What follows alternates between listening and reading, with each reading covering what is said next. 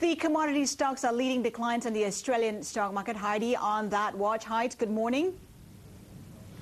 Good morning, Haslinda. In particular, the small cap miners are dragging down the index after the price of copper fell the most in 2 months. Gold fell to a 3-week low and the price of oil dropped for a second day.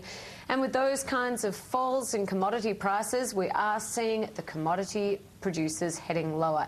Rio Tinto down nearly 5%, red arrows for most of the commodity stocks, with the benchmark index down by 1%. The banks are looking like this, red across the board as well. The CBA, as soon as I say that, a couple turn into the green. The CBA is in the green, so is the Westpac Bank, but the rest are into the red today. The Australian banks have already begun raising lending rates independently of any official move by the Reserve Bank. The CBA was the first to raise rates on its variable loans, and today Westpac and the NAB joined in, and now all 4 of Australia's top banks have raised the rates on their fixed interest loans. Economists say they had to recover profit margins.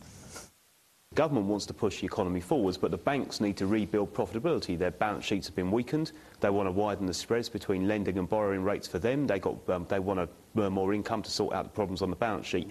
This is a problem that many countries around the world are seeing, that the government, the central banks, want to push more liquidity into the economy to drive it forwards, but the banks actually don't want to lend.